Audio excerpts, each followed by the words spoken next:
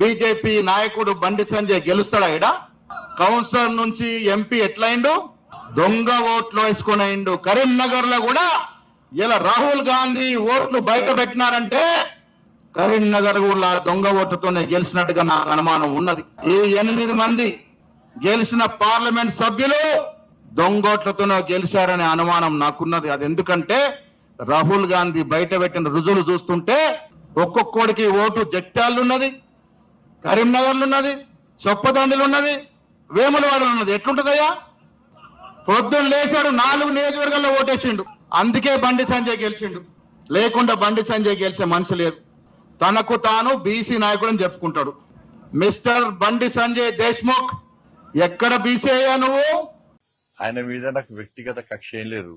First నిన్న Jagtial vote చోరీ కంటే ముందు సీట్ల చోరీ గురించి ప్రశ్నించి దానికి సమాధానం చెప్పాలి. ఒకటి, ఓట్ల చోరీ గురించి దొంగోట్లతో గెలుచుడో ఓడిపోవడో దాని గురించి ఎవరు తెలుస్తుంది? కనీసం ఒక్కసారైనా వార్డు మెంబర్ గెలిచడో తెలుస్తుంది. ఒక్కసారైనా వార్డు మెంబర్ గెలిస్తే ప్రజలు ఎట్లా కన్విన్స్ చేయాలి, ఎట్లా గెలవాలన్నా ఉంటది. నేను 1995 ఎన్ని సంవత్సరాలు ఇప్పటికి 30 సంవత్సరాల నుంచి నేను ప్రజాప్రతినిధి. 30 సంవత్సరాల నుంచి నేను కంటిన్యూస్ గా ప్రజాప్రతినిధి. ఒక్కసారి కూడా వార్డు మెంబర్ గెలిచిన వాళ్ళకు ఓట్ల చోరీ నుంచి ఏం తెలుస్తుంది? ఇది అవుతుంది చెప్పనా? గంగాధరలో ఓటేసి, జగిత్యాల ఓటేసి, విమ్లాలో ఓటేసి అది అవుతుందా చెప్పది? అది సాధ్యమవుతుందా? నేను 5,000 10,000తో 50 లక్షల ఓట్లతో మీరు గెలుస్తున్నా. నేను 2,20,000 ఓట్లతోని కరీంనగర్ ప్రజలు నాకు బ్రహ్మాండమైన మెజార్టీ అప్పయ్యారు. కాబట్టి ఓట్లు వేసిన ప్రజలను దొంగోట్లంటే ఇది కరీంనగర్ పార్లమెంట్ నియోజకవర్గ ప్రజలతో పాటు ఈ 8 నియోజకవర్గాల పార్లమెంటు నియోజకవర్గాల్లో ఆ ఓటర్లను అవమానించినట్ట కాదా? ఒక్కొక్క ఇంట్లో 10 ఓట్లు. నేనేమంటున్నానంటే రేవంత్ రెడ్డి గారు స్పందించాలి. అసలు రద్దు చేయాలి, ఎన్నికల కమిషన్ లెటర్ రాయండి, రాసి మొత్తం పూర్తిగా ఒక్కొక్క ఇంట్లో డబుల్ ఓట్లుండి అన్ని తీసేయమని చెప్పి లెటర్ రాయండి. దాని తర్వాత మళ్ళీ ఎలక్షన్స్ పెట్టుర్రి. మళ్ళా కాంగ్రెస్ పార్టీ అధికారంలోకి వస్తే రాజకీయ సన్యాసం తీసుకుంటారు.